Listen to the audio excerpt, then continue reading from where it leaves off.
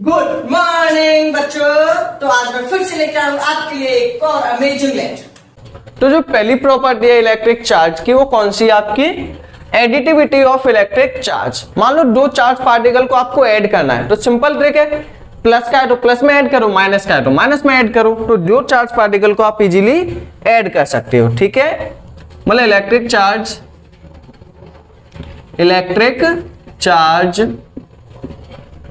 can be add up by algebraic sum। मतलब दो charge particle को आप इजीली क्या कर सकते हो, एड अप कर सकते हो बाय एल्जेब्रिक सम के अकॉर्डिंग। जैसे आप एल्जेब्रा को ऐड करते हो, प्लस का प्लस में, माइनस का माइनस में। जैसे कि मान लो एक बॉडी है, ए बॉडी, इसके अंदर प्लस का 5 कूलम रखा हुआ है, माइनस का 3 कूलम रखा हुआ है, 4 कूलम रखा हुआ है। ठीक है, मतलब इसके अंदर ये चार्ज रखा हुआ है, मतलब ये आपका प्लस का क्यू, ये आपका माइनस 3 क्यू, ये आपका 4 क्यू, जिसका कोई साइन नहीं हो, प्लस का है। आपसे पूछा है कि इसके अंदर टोटल चार्ज कितना है, आपसे पूछा गया है कि टोटल चार्ज कितना है। तो टोटल चार्ज में आपको क्या करना है, प्लस कर दो।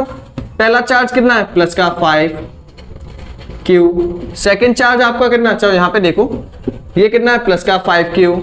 ये कितना है आपका, एड अप कर दो सबको, ये आपका माइनस का 3 क्यू प्लस ये कितना है आपका 4 क्यू। सिंपल है, जो भी किसी बॉडी के अंदर चार्ज है उसको इजीली एड अप कर दो। ये आपका प्लस का 5 क्यू, ये आपका है प्लस माइनस का 3 क्यू प्लस 4 क्यू। सॉल्व करो, 5 का क्यू प्लस माइनस क्या होगा, माइनस का 3 क्यू, ये प्लस का 4 क्यू। क्लियर है, 5 क्यू 4 क्यू, मतलब 5 में से 3 का कितना बचा, 2 क्यू प्लस का 4 क्यू, 4 2 कितना आ गया 6 क्यू। सिंपल आपको एडअप करना, मतलब इन दोनों को प्लस कर दो, जो माइनस का उसे माइनस कर दो। जैसे कि मैं आपसे ये बोलूं, ये वाला चार्ज बताओ कितना है, माइनस का 3 क्यू, माइनस का 2 क्यू, प्लस का 4 क्यू, प्लस का 6 क्यू। टोटल चार्ज कितना है, तो सबको प्लस कर दो जैसे कि आप प्लस करते हो। सिंपल देखो क्या आएगा, टोटल चार्ज आपको निकालना है तो एल्जेब्रिक सम के अकॉर्डिंग ऐड अप कर दो।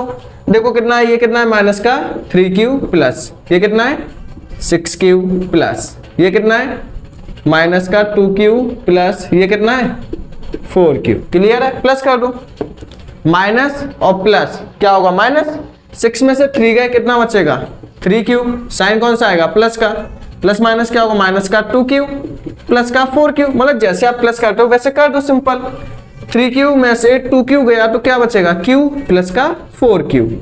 क्यू और 4 क्यू कितना आएगा आपका 5 क्यू। ये चीज क्लियर है या नहीं, मतलब आप सिंपल चार्ज को एड अप कर पाओगे या नहीं। तो पहली property additivity of charge, charge को आपको क्या एल्जेब्रिक सम के अकॉर्डिंग डायरेक्टली क्या कर देना है, प्लस कर देना है। क्लियर है, नेक्स्ट जो आपकी प्रॉपर्टी है उसके ऊपर चलते हैं आप। जल्दी से इसका स्क्रीनशॉट ले लीजिए, स्क्रीनशॉट जल्दी जल्दी जल्दी से लेना।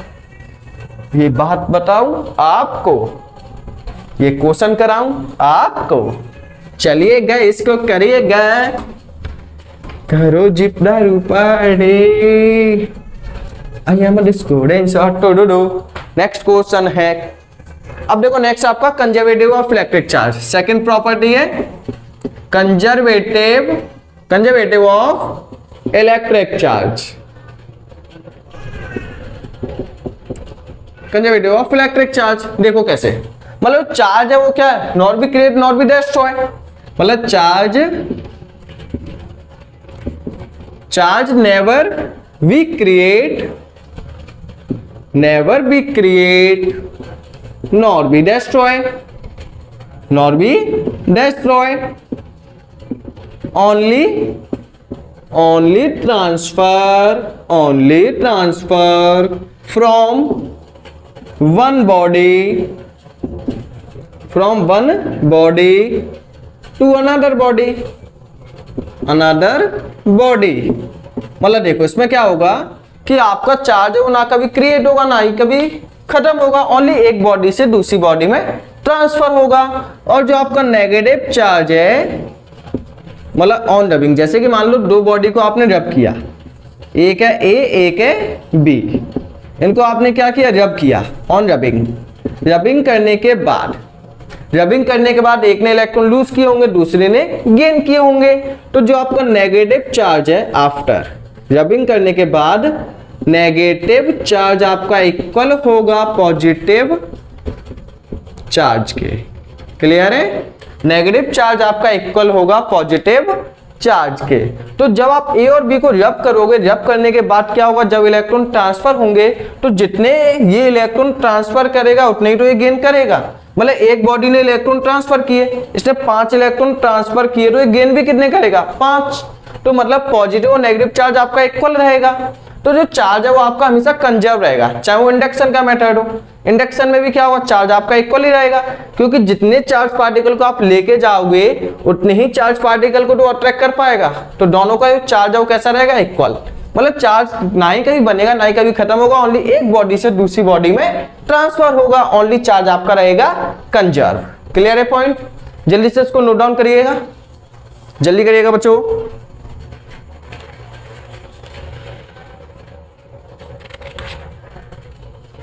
नेक्स्ट है आपकी यहाँ पे quantization of electric charge, most important property. Next है आपका क्वांटाइजेशन ऑफ इलेक्ट्रिक चार्ज। ठीक है, इसको रख करते हैं दोनों को। नेक्स्ट जो आपकी हेडिंग है वो है थर्ड। इसके ऊपर काफी सारे क्वेश्चन भी उन्हें भी करेंगे हम।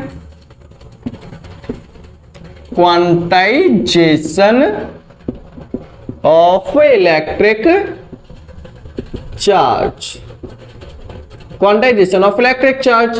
देखो क्वांटाइजेशन ऑफ इलेक्ट्रिक चार्ज में क्या हुआ, मतलब क्वांटाइज का मतलब क्या होता है, होल नंबर। क्वांटाइज का मतलब क्या होता है, होल नंबर, मतलब fix value.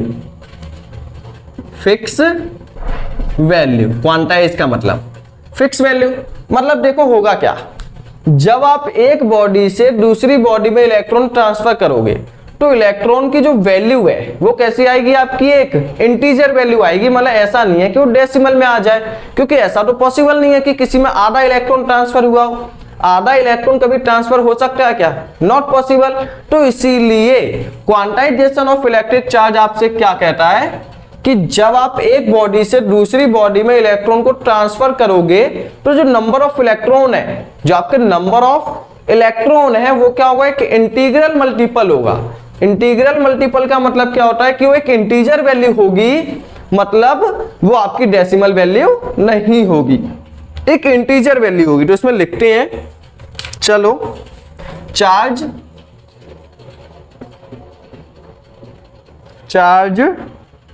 Exist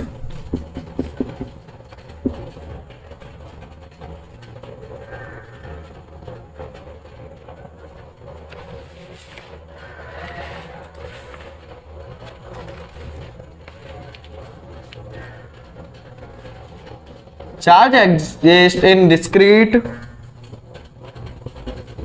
amount। discrete का मतलब क्या होगा, एक fix value. discrete amount rather than continuous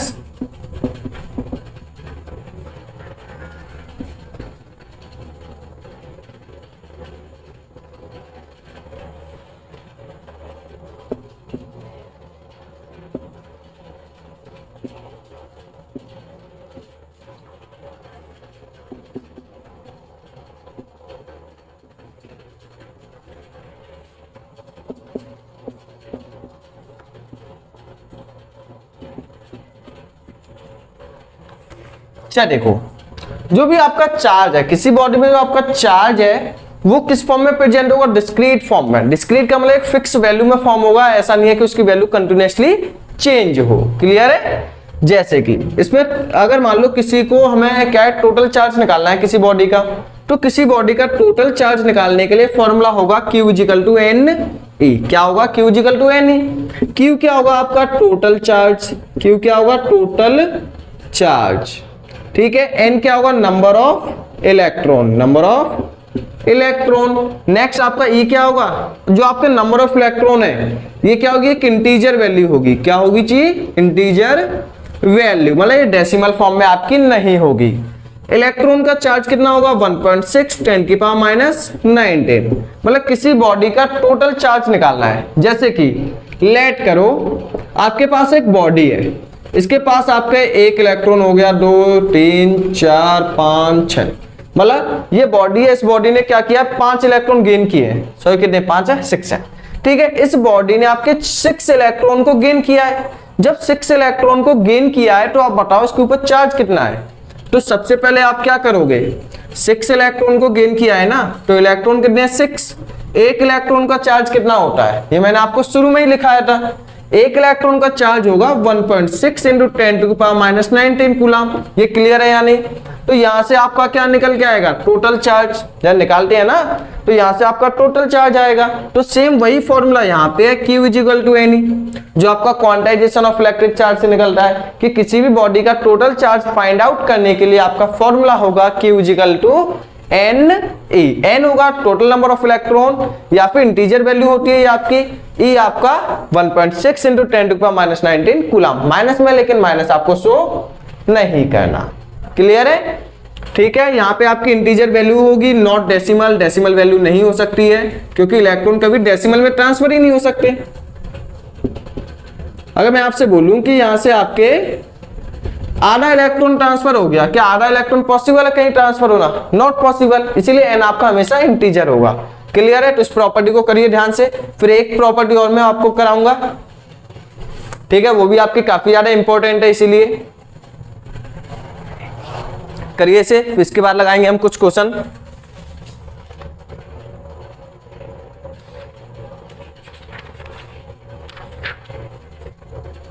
हो गया नोट?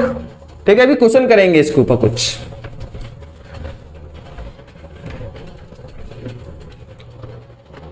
नेक्स्ट प्रॉपर्टी है इनवेरिएंस